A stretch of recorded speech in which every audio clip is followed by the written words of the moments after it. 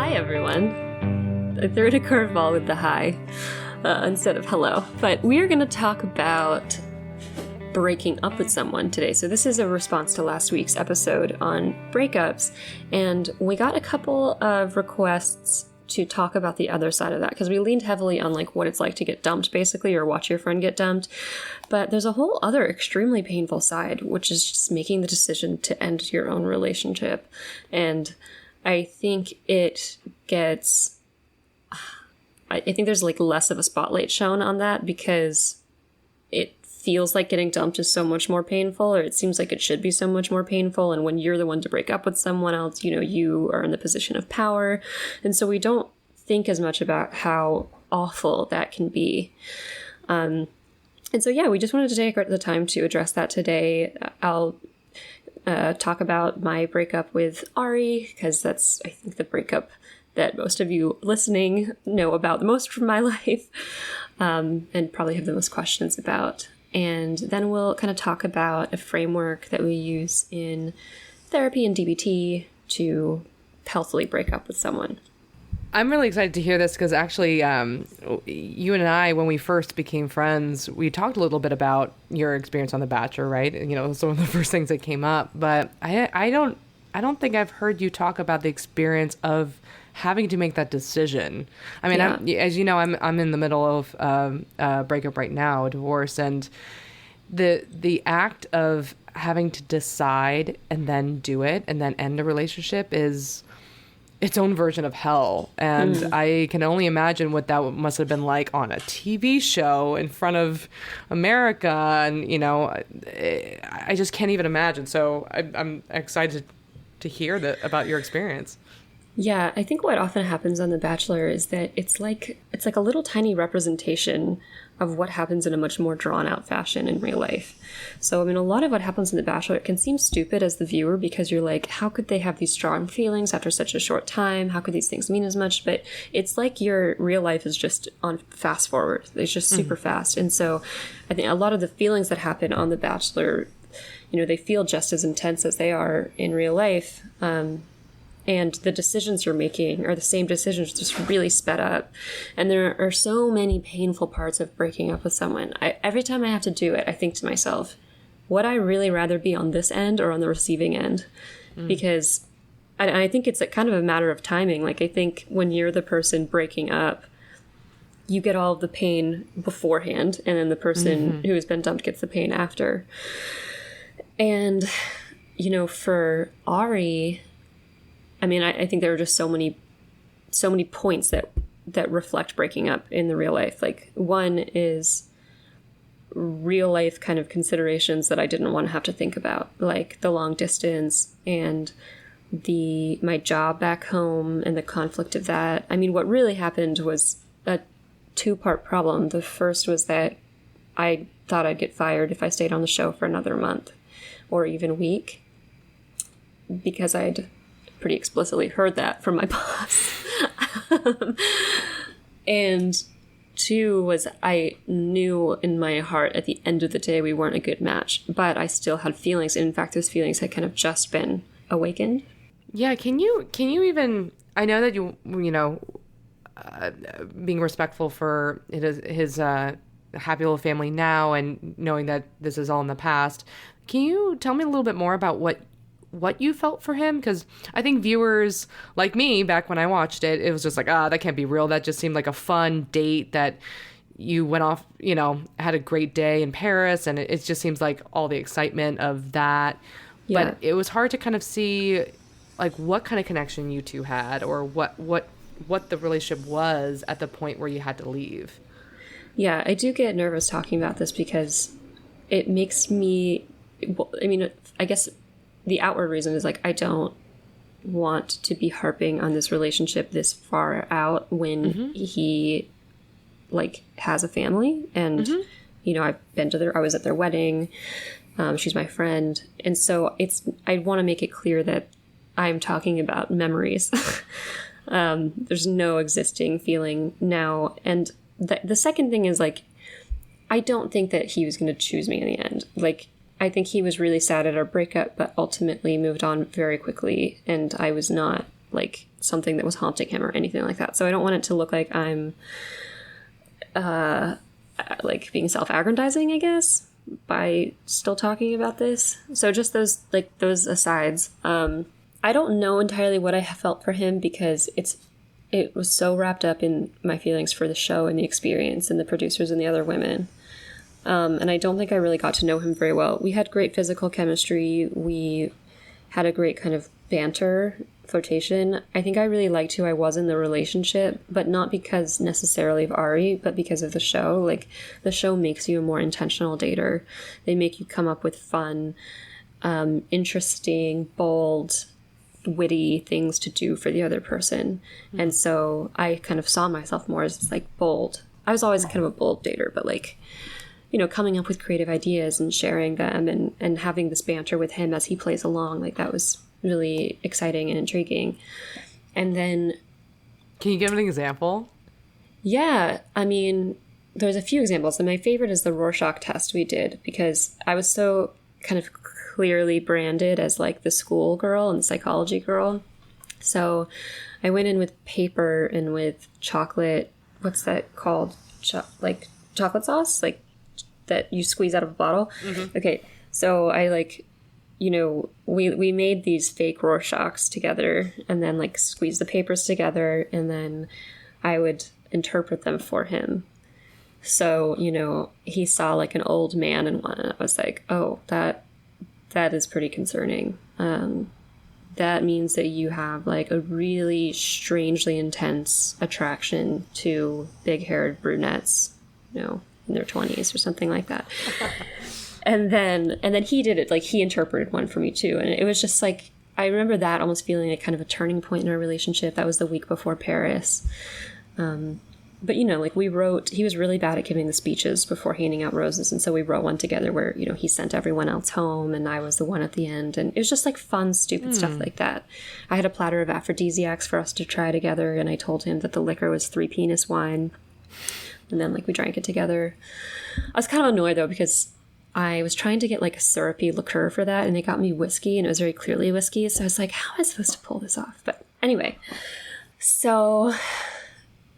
there was that aspect, and then I think it being such a quick turnaround of like me not seeing myself as one of the front runners, and then we go on this date, and you know, everybody else on the show they were just gone.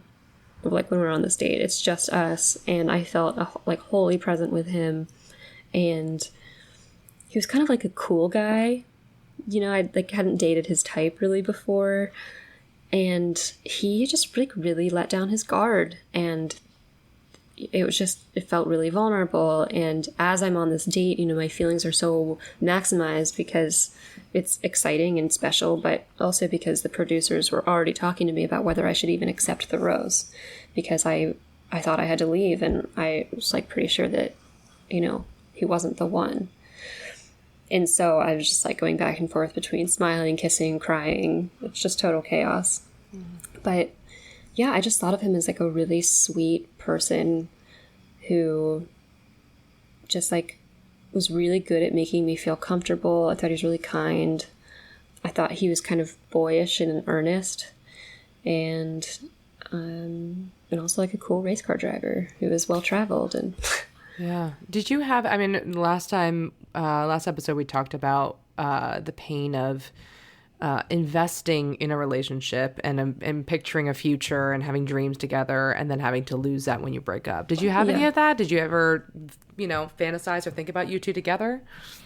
More so after the breakup, because before, I mean, I really wasn't letting myself fall for him before our date, because I didn't have any reason to let myself. Like, he wasn't giving me any special attention. I wasn't getting much validation. So my most likely trajectory was just fizzling out. And I was like, there's nothing sexy about that. Like, there's no investment. But then once we went on the date, you know, all of that did start coming a little bit more into focus. But then the production was already talking to me about leaving. And so then once the questions of leaving were in mind, then it was like, okay, but what if? Like, what's this other life that I'm really giving up? And that was hard. But what do you think was the hardest part about your breakup? We're talking about what about breaking up with someone is so difficult? What would you say? Yeah, I mean, I think there are two parts that are the worst, and they show up maybe more in some relationships than others. And I think both of them were really here for the Arie breakup. One was the indecision, not really knowing if I was making the right choice, not feeling like I had time to make the right choice. And the second is the sense of betrayal. I felt I was giving him, like, days before, I had been very with him and present on this date, and we had created feelings together, and then 3 days later I'm like knocking on his door and leaving him and telling him he's not right for me. And that, imagining that conversation with anyone is awful. I mean, it just figuring out how to explain to someone that they didn't do anything wrong, but that you'd think that would be easier, but it's like I felt like I had nothing to give him. Like, I had no good reasons to give him. They wouldn't let me tell him about work, so I couldn't say that. And so I had to tell him, you're not right for me. This isn't right. And I didn't even fully feel that way. I think I mostly, like, I knew it intellectually, but I didn't feel it in my heart. So that was really rough. How do you react to that? That's like the worst. I mean, a lot of us will make up excuses of, oh, we're busy or it's not right, but to say you are not right for me, that's like, wow. Yeah, I mean, I think this is actually when I fell harder for Arie during the breakup than I had before, because he was super kind and also clearly confused, and he allowed himself to be hurt by the breakup.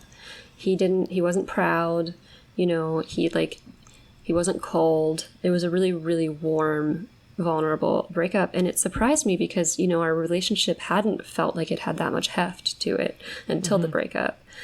And then seeing how hard it was on him and realizing how hard it was on me was like, wait, am I making a mistake? Like, is this really what I want? And so there's that aspect to the breakup hangover in a way. Yeah, it's interesting to hear you say that, because you plan, if you're going to break up with someone, you plan the conversation. Sometimes you talk to your friends about it, and then you kind of, I don't know if you did this, but like picturing how you think that person will react. And it's always, there's, I don't know, it's always painful, but it's like the difference between someone who reacts with coldness and anger versus like vulnerability and pain.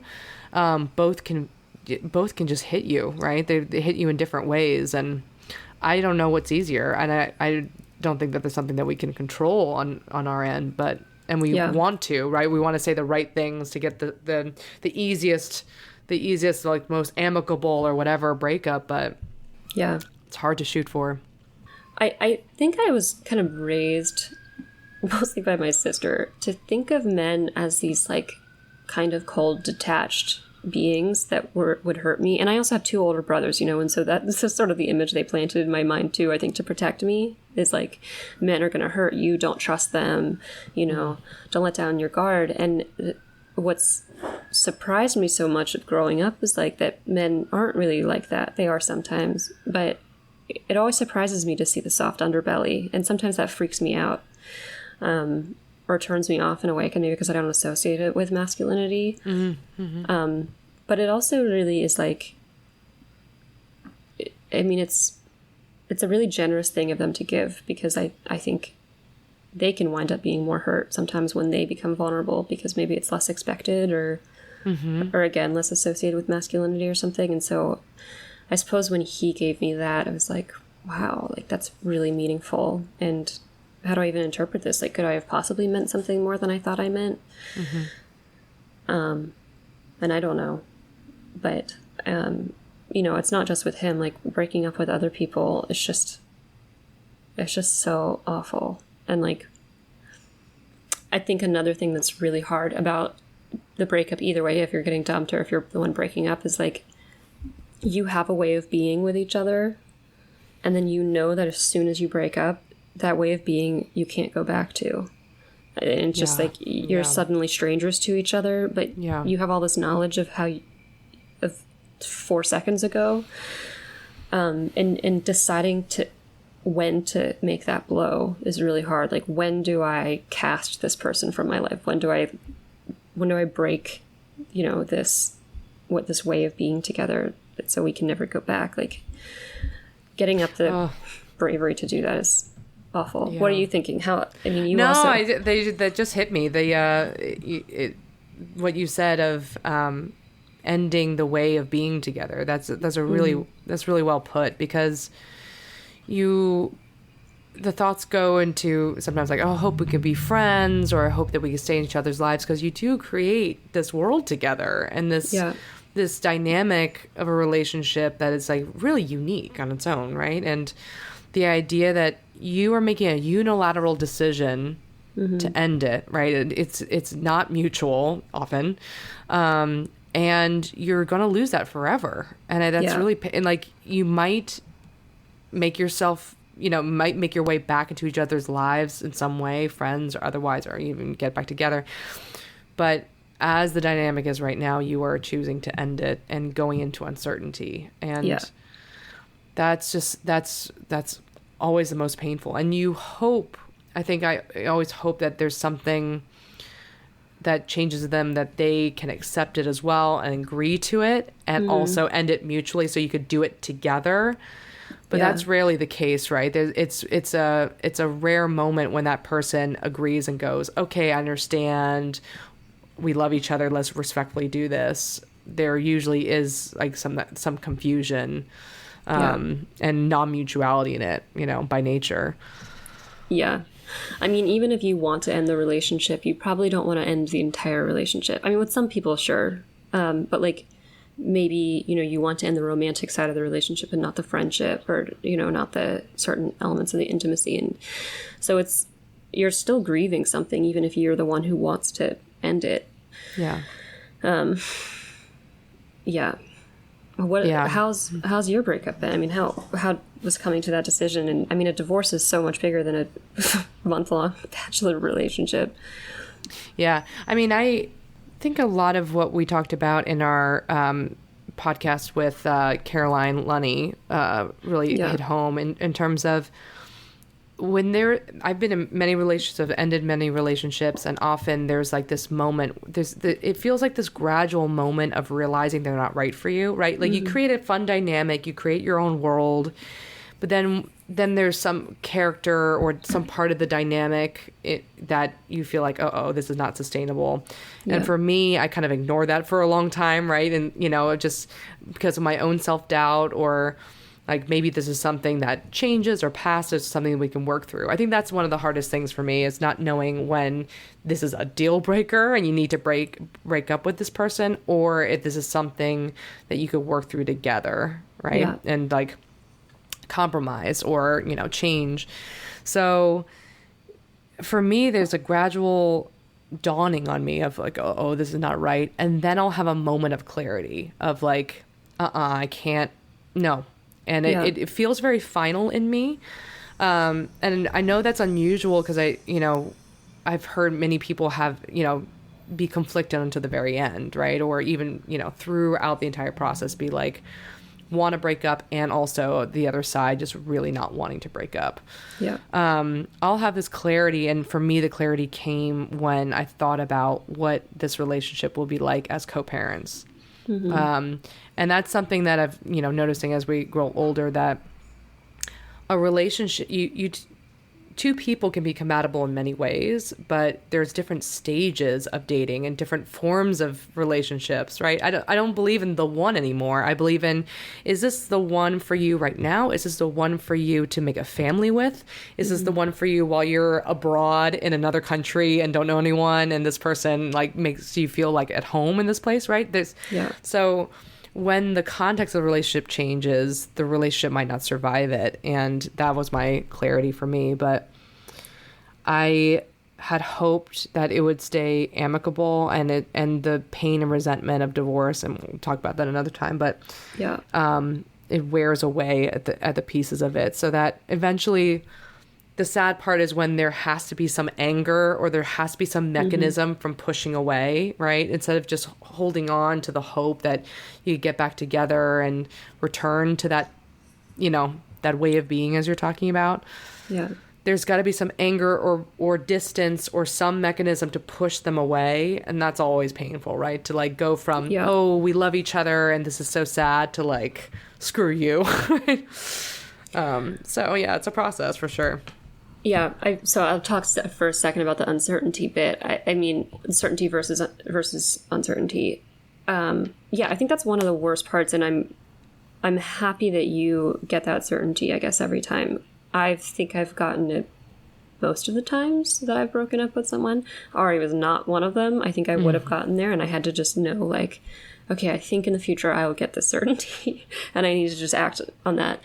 But I think for so many people, it's really awful deciding to break up with someone because you don't get that moment, and I think it's for different reasons. Like, I think one of the reasons that I sometimes don't get that moment is because I'm so scared of being someone who can't commit and who can't love that I override my feelings, because I'm like, nope, this is my brain tricking me again. This is doing the same thing. It always wants to get out, and I need to push the pause button on that and keep going. And it can be really hard to know when you need to unpause that and like let my brain do its thing. And so that, I think, has kept me from ending some relationships. And, you know, I don't know if that's right or wrong, I guess. But for other people, it might be like, okay, you know, there are all of these practical constraints. Like, I'm still unsure about this person, and yet I'm like 35 or something. I want to have kids, or maybe we're going to live long distance or something like that. And it's like, fuck, I feel like I have to make a decision about this with my brain instead of my heart. And is that even the right thing to do? There's so many fairy tales about following your heart and it all working out. But yeah, having to kind of end something because of dry, boring life reasons also sucks. Yeah, there's no, I mean, we'll go into some tips in a minute, but I don't think there is a standard right or wrong reason to stay with someone or break up. I think we really want to grab onto like deal breakers, right? If they do this, it's a deal breaker, break up with them, right? But it's more complicated than that. It's what life stage am I in? What are my values? How does this person fit into that? Like history and just pure chemistry and love, right? That draws people to, you know, towards each other. Yeah. We're not giving any answers. We're giving more like more questions. It's hard. Yeah. That it's just hard. It's hard to know when to break up with someone, when to know how to do it. And yeah, it's, I think what's important about validating this though, and one of the other reasons I wanted to do this episode was I just talked to a friend who broke up with her boyfriend.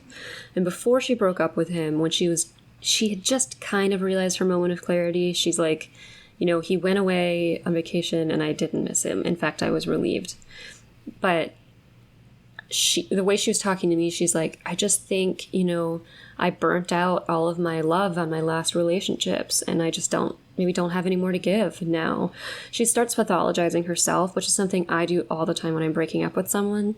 It's like, I can't stand the idea of breaking up with someone. And so I just start piling on myself and blaming myself for deficiencies. I don't know if that justifies leaving the other person or if it just that's just how wrong it feels to end something with someone you know loves you.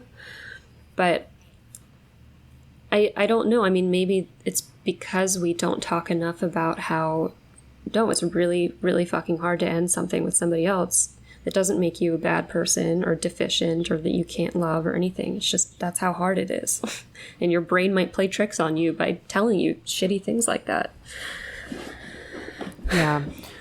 There is a fine line, though, to putting together with something we talked about in the narcissistic personality disorder episode, where there are some people who will avoid getting into a deep relationship, right? Yeah. Like if you find yourself constantly living and chasing the phase where it's just in the beginning, the honeymoon phase where you think that person's amazing and you don't get to know each other that well and really leave when it gets to the point where there's increasing intimacy or you start to get to know each other, that is definitely something to work through in therapy, because maybe you're afraid of that intimacy for, you know, being rejected for who you are, or you're afraid of committing to someone, right? But so there's some pieces to that where that might be something that might be a pattern you might want to look at if you're constantly breaking up with someone at a very particular stage of the courtship. But if it's like you're deep in, yeah, you know, and you feel like this person isn't right, then to constantly doubt and invalidate yourself, it's gonna be tricky, right? It's probably not the best. Well, that's why I would override my feelings, because I was somebody who always wanted out after the honeymoon phase. Yeah. That I was like, there is a pattern here, and I don't know how to fix it other than to tell myself, no, take a deep breath and keep going. And I feel like eventually that's worked, you know, in this relationship. Yeah. Because I certainly freaked out after the honeymoon period here too. Yeah. But it's hard to know what to do when that's the case too, because I think that's scary for the person with commitment issues too. It's like, why can't I get past this? Why can't I experience what everybody else feels? Yeah, and I don't know how many other people feel this way, but I do know that the moment where I really do want to break up with someone, or I see other people also get that clarity. My friend calls it this weird uncle sensation, where you feel almost kind of like disgust when you know, when you're around them. I know it's so shameful. We're both grimacing. You can't see it in the podcast, but we're both grimacing right now because it's so sad. It's hard when, you know, you care about someone, you love them, they're a good person, but you just don't want it anymore, or you know that you have to get out, and then but you have to act the way of being, right? You have to be affectionate, you have to be in the relationship, but your heart is out. And I don't know how other people feel this, but I kind of feel this like this kind of disgust, or a little bit of like you want to step back, you want to, you know. I spent 10 days in Japan with someone where I had that moment of clarity on like the day one, and then spent the next 10 days with the weird uncle sensation. Yeah. I feel like such a shitty person, you know, because he's a great guy and like there's nothing wrong, you know what I mean? But it's just like, why can't I? If that's the no turning back point, the weird uncle point. I don't know if anybody in the history of the world has ever come back from the weird uncle. If the other partner then rejects or something like that, it becomes a chase, right? But that you know, but that's, I don't know if that's a good point. Way to base that's a way to base a major, you know, decision of the relationship based on like a cat and mouse game. But you know what I mean, right? But that also would always make me feel like such a bad person too, because I'm like, I know what I'm doing to the other person. I'm making them out into this disgusting object, and like that's not fair to the other person, and I accuse myself of wrongdoing when I do that. So it's actually helpful to hear that this is a named, you know, by your friend. Yeah, no, but I think there's something to be said about what we might be getting at, which is, are you with this person for this kind of game playing, or for the sake of being in a relationship, right? Because I think sometimes when I felt that weird uncle situation is like when that person is, when I feel like this person is in it with me, but they're not reading me, right? Like we're not actually compatible, and I'm actually withdrawing and not into it. But that person is ignoring it and still like going hard on the affection. And then if, you know, then it switches and that person leaves, and then it becomes a chase. That is all about being in this relationship for the sake of being in a relationship and not really being with that person. Yeah. There's no, I'm literally brainstorming this out loud, so I can't really point to like, how do you know when you're in one or the other? But there is something to be said about that. The disgust I feel is like, you want me, or you want to be with me and maintain this relationship, but you're not seeing me. I'm not being seen here. And that feels disgusting to me because I feel like objectified in a way, you know? Yeah, that's interesting. You know, sometimes when I clue into my feelings from the past, it's because I've written like fiction about them.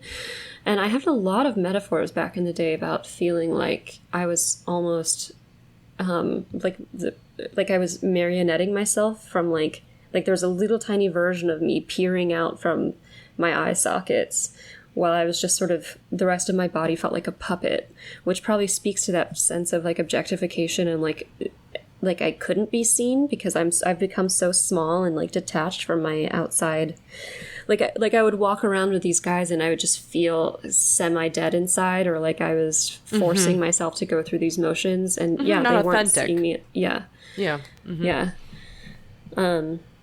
So yeah, I guess I had never thought of it that way, but that's helpful. Well, now that we've opened up more questions, let's actually get to a framework that gives a little bit more answers, a little bit more clarity. How does that sound? Sounds good. So how do we go about breaking up with someone?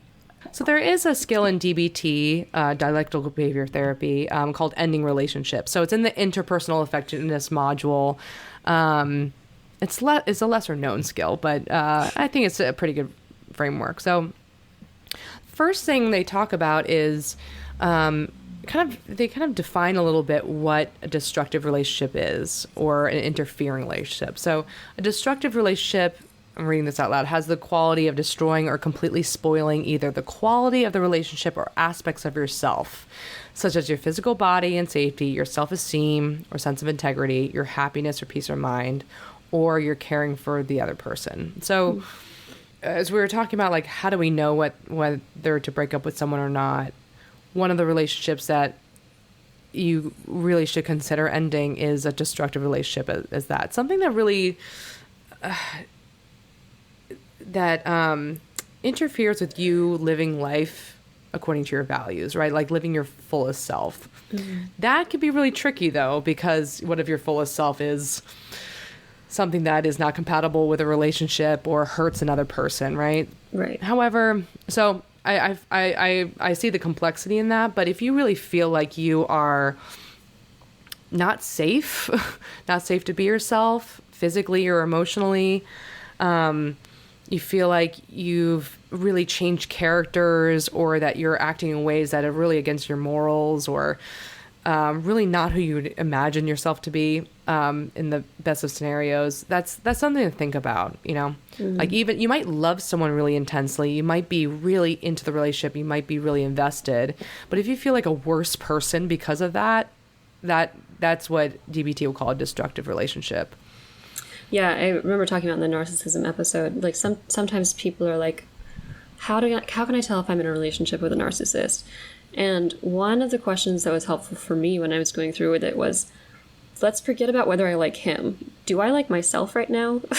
Yeah. Am I acting in a way that I'm proud of? And then the question of are they a narcissist doesn't even matter anymore. You know, it's just, this isn't a good relationship. Yeah. Yeah, it is interesting to think we when we're in relationships and trying to decide if we're going to break up, we fixate on the other person, right? We're like, are they good? Are they bad? Is this relationship good? But like, look at yourself and how you've been acting. Have you been hanging out with your friends less? Have you been a worse friend? Have you been a worse employee, worse daughter or son, whatever? Yeah. So, and also this skill also mentions an interfering relationship is one that blocks or makes difficult your pursuing goals that are important to you. Your ability to enjoy life and do things you like doing, your relationships with other persons, or the welfare of others that you love. So this is kind of in the same vein of, are you living your fullest life? Are you living a life that is in line with your values? Yes, of course, you might have to give up and compromise certain things for a relationship, like, you know, like partying, dating other people, right? Of course, we have to change a little bit and adjust to a relationship. But if you feel like the things that really brought you meaning in life, the things that were good, the things that you like to give and contribute to the world, are really compromised by being in this relationship in ways that hurts you, then that's also something to think about. It's called an interfering relationship. Those are the two kinds of relationships that we talk about as you kind of consider breaking up with. So what if you're just not feeling the other person? I guess this is for longer term relationships. Right. Those are, exactly. Those are just two kinds of relationships you could break up, not the only ones. No. So the first point that they make is decide to end relationship in wise mind, never in emotion mind. So that's DBT language for basically sit and think about the breakup before you do it. Really put some thought about how what are your long-term goals here? Where do you want to be? Like, who do you want to be? Does this relationship fit in? Talk to other people about it. Talk to therapists, talk to your family and friends, people you trust, and really sit down and think about it when you're not emotional. Because often we might be pulled to break up with someone in the heat of the moment, right? In a fight, to really like show them how upset you are, or because intense emotions can kind of take over. You might feel like, well, this is all bad now. This relationship is terrible, right? So try not to make a decision to end a relationship just out of that emotional space, but also take some time to reflect when you're kind of not in that heat of the moment. Yeah, I think what's so hard about this is that it's much easier to break up with someone in an emotional space because the forethought is, guilt-inducing and awful, and you're wrestling back and forth, and then you have to break it to them versus just fighting. It's so easy to be like, well, then fuck you, bye. Right. Yeah. And I think that often breakups do happen in that heat of the moment, right? Like even just the words sometimes come out in a fight or when you're really, really emotional or intense. So it's not to say that doesn't happen, but also make sure that you take some time either before or after that moment to, cool down, think through the reasons, right? So don't make the decision solely in that moment, right? So that's the first part. And the second part is, if the relationship is important and not destructive and there are reasons to hope that it can be improved, try problem solving to repair a difficult relationship. So I'm sure a lot of people have tried these points, right? And it can be very frustrating. I recommend trying to tackle a problem that you might be working through. Oh my gosh. This just reminds me. One of my couples therapists once said that when a couple comes in to couples therapy, they kick around the same soccer ball for the entire relationship, which broke my heart when I heard that. But what she was trying to say is there are problems in every relationship that are often there for the entire relationship. It's something that a couple learns to cope with together. Yeah. Of course, some problems go away and are resolved, but there's some core incompatibilities or issues that kind of stay, and the couple is always trying to work through it in different ways. So if that's a case for you, not to say that those things can't improve, and really about what improves is what the couple does to cope with it and to work around it. But try different ways of coping with it. I am a big proponent for couples therapy. Even if you're not actually thinking about breaking up with someone or have major issues, couples therapy is great because you can revisit the same fight you two have with a third person, and naturally you talk about it differently when you talk to a therapist versus each other. So that's just one suggestion I have, is really think about couples therapy. But, do you have any thoughts about problem solving?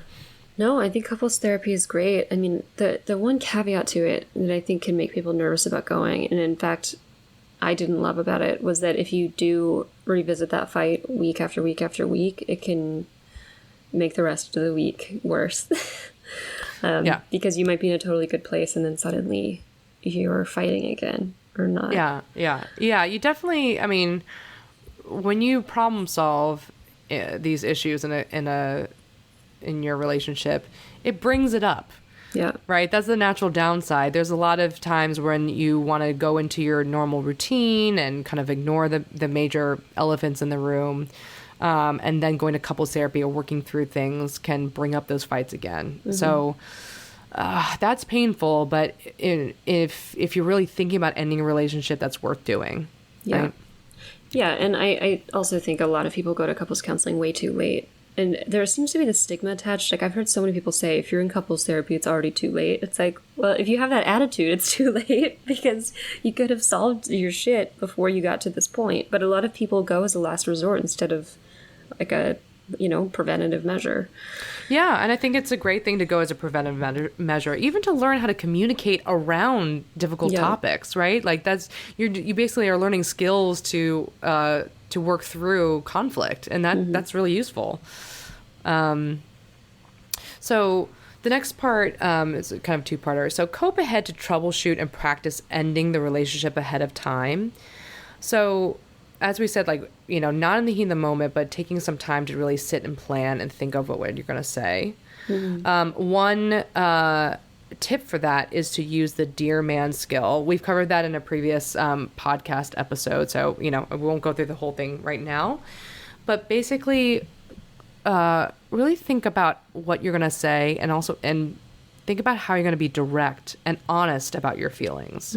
I think it's a huge tendency to want to avoid the pain, either ghosting, right, to like completely just back out, avoid, not give reasons, or to lie and say it's me, not you, or to give some other reason, right? It's really tempting because we think that's going to save people, yourself and the other person, pain, but it might lead to more confusion, right? It might lead to that other person being like, wait, I don't get it. What's happening? Why did they break up? Right? Which is more pain in the long term. So, really think about how you're going to be honest with this person. Say what you need to say. Be kind. Be compassionate. Be loving and respectful. Yeah. But also practice it with someone. Like run it with a confidant, run it with a therapist, run it with a friend or family member, and really talk through how you're going to do that. You practice it. Yeah, I think the telling the truth part is really important. And I think most of my relationships that I've ended has been because I just don't feel it with them. And the problem is that's a vague thing to say to somebody. Like they'll want to know why, what changed, and I just still don't know the best way of really saying that. But I guess just being like, look, like it's no one thing. We all have a kind of an internal sense of who feels right, and I just lost that with you, and I'm so sorry. And it's a horrible thing to communicate and to feel, but I can't I can't reverse it, or something that's just like telling the truth. And I don't know if there's any perfect way to do it when it's as vague as I just lost it. Right. Right.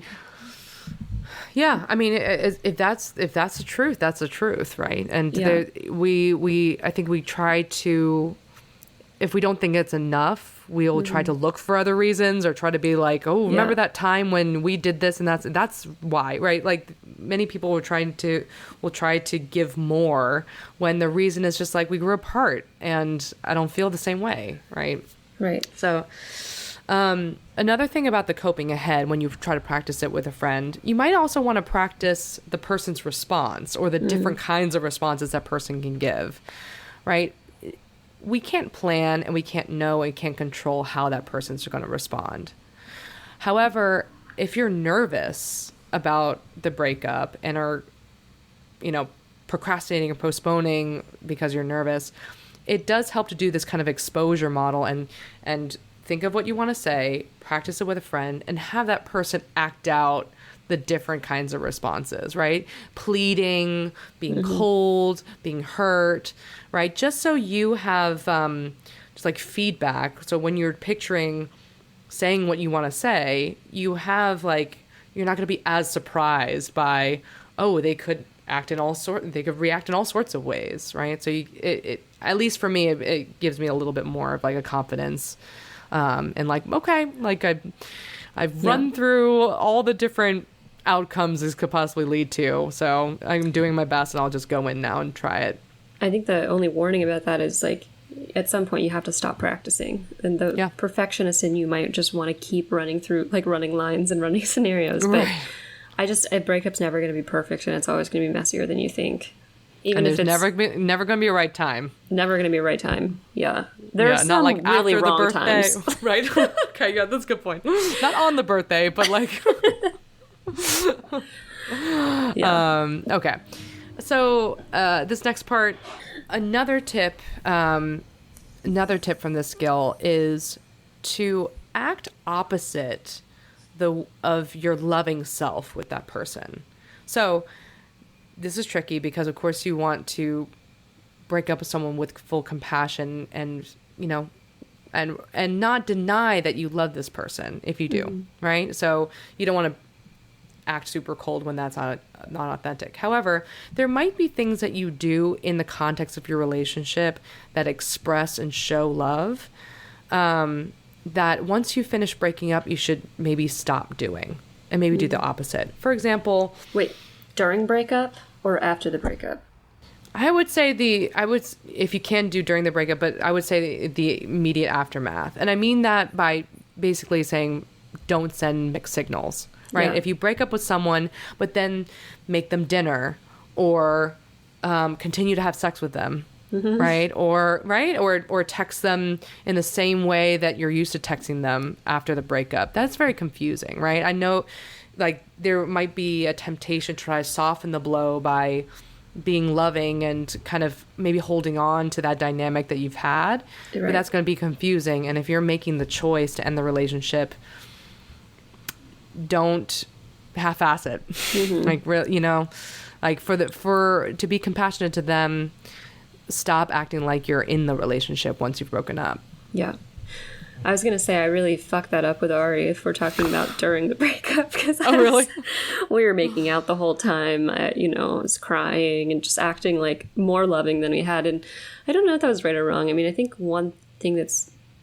I feel like it would be too jarring to end that way of being together during the actual breakup act, because I think that's a really intimate moment, or it can be. But on the other hand, I did send mixed signals because I had mixed feelings. So I guess I honestly portrayed the way I felt. But that didn't necessarily make it easier for him. I say that's authentic. This is not a hard and fast rule. None of these are hard and fast rules. I mean, you know your relationship best, so this is just like tips if it's helpful. I mean, in the relationship, in the breakup, it could be jarring to just suddenly become someone else to them, right? It adopt your we're now broken up role.